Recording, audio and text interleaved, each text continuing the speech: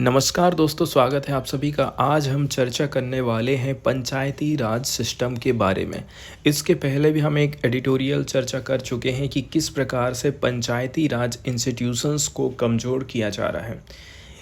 इसके अलावा अगला जो नेक्स्ट एग्जाम्पल है हमको यहाँ पर दिखाई दिया है, जहाँ पर महिला ने जीत हासिल करी है पंचायत के चुनाव में, लेकिन उनके पति शपथ ग्रहण कर रहे हैं, पति ओथ ले रहे हैं।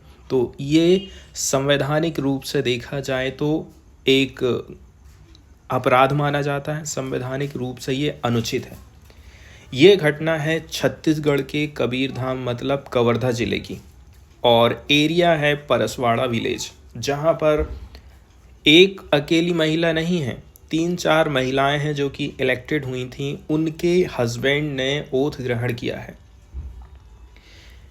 अब ये तो रही शपथ ग्रहण करने की बात। इसके आगे जब आप और बढ़ेंगे ना, तो आप यहाँ तक देखेंगे कि महिला के हस्ताक्षर भी या तो उनका बेटा कर दे रहा है या तो उनका पति ही सिग्नेचर मार दे रहा है। मतलब वो अपना घर का कामकाज करेगी, नाम उसका रहेगा, काम पति करेगा। मतलब सरकार कौन चलाएगा? पति चलाएगा। तो फिर उसका तो कोई महत्व ही नहीं रह गया ना, उसकी तो कोई वैल्यू ही नहीं रह गई है पंचायती राज इंस्टीट्यूशंस में। इसीलिए इसको गलत माना गया है। इसके लिए हमारे इसमें बहुत सारे संवैधानिक प्रावधान किए गए हैं। और क्या होगा यदि कोई व्यक्ति उनकी जगह में शपथ लेता है, तो देखा जाए कानूनी तौर से भी अपराध है, और संवैधानिक प्रावधान भी दिए गए हैं जो कि उस व्यक्ति को अयोग्य ठहराते हैं।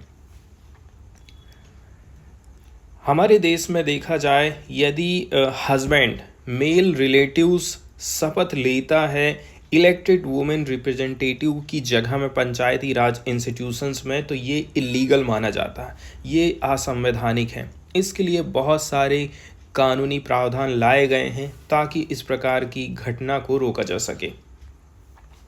लीगल प्रोविज़न की बात करें एंड कैसे करके सेफगार्ड किया जा रहा है प्रॉक्सी रिप्रेजेंटेशंस को, जैसे कि हम बात करते हैं article 243D of the Indian constitutions.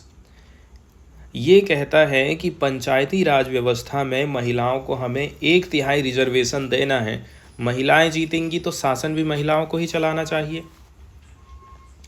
इससे क्या होता है, महिलाओं को हम एम्पावरमेंट प्रोवाइड करते हैं एंड इंश्योर करते हैं कि सीधे सीधे गवर्नेंस में उनकी उपस्थिति हो। इसके अलावा पंचायती राज कानून भी आए हैं। ये पार्टिकुलरली कहना चाहिए हर स्टेट ने इसको अपनाया है, तो स्टेट के हिसाब से ये कानून अलग अलग हैं। छत्तीसगढ़ के हिसाब से यदि हम बात करें तो छत्तीसगढ़ पंचायती राज एक्ट 1993 चलता है, ठीक है, जिसके माध्यम से जो पंचायती राज इंस्टीट्यूशंस है, ग्राम पंचायत हैं, उनको कंट्रोल करने का काम करता है 1993 का कानून।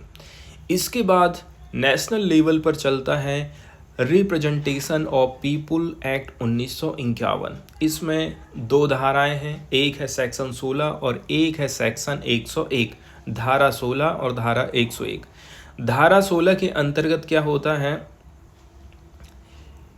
यदि आप लीगली तौर पर इलेक्टेड नहीं हुए हैं और आप यदि ऑफिस का पदभार ग्रहण कर रहे हैं, मतलब आप शपथ ग्रहण कर रहे हैं, ओथ टेकिंग कर रहे हैं, तो आपको डिस्क्वालीफाई कर दिया जाएगा। मतलब अब आप उस पद पर नहीं बने रहेंगे।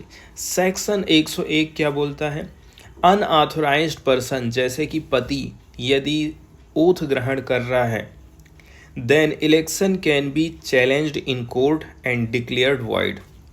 इसका क्या मतलब है? इसका मतलब ये हो गया है कि इस चीज़ को कोर्ट में चैलेंज किया जा सकता है और पूरा का पूरा चुनाव फिर रद्द हो जाएगा। तो ये परिणाम निकल सकता है। मतलब कवर्धा में क्या चीज़ हो सकता है, या तो उन लोगों को डिस्क्वालीफाई किया जाएगा या तो पूरा का पूरा चुनाव फिर से कराया जाएगा। इसके साथ ही साथ इंडियन पीनल कोड में भी कुछ प्रोविजंस दिए गए हैं, जैसे कि section 171D, section 419। Section 171D के अंतर्गत इम्पर्सोनेशन इन इलेक्शन, ये पनिशेबल ऑफेंस है यदि इलेक्टेड रिप्रेजेंटेटिव की जगह में कोई और शपथ ग्रहण कर रहा है। तो और इसके बाद सेक्शन 419 की यदि हम बात करें तो ये चीटिंग है, चीटिंग बाय पर्सोनेशन, मतलब गलती से आप उसकी जगह में शपथ ग्रहण कर ले रहे हैं।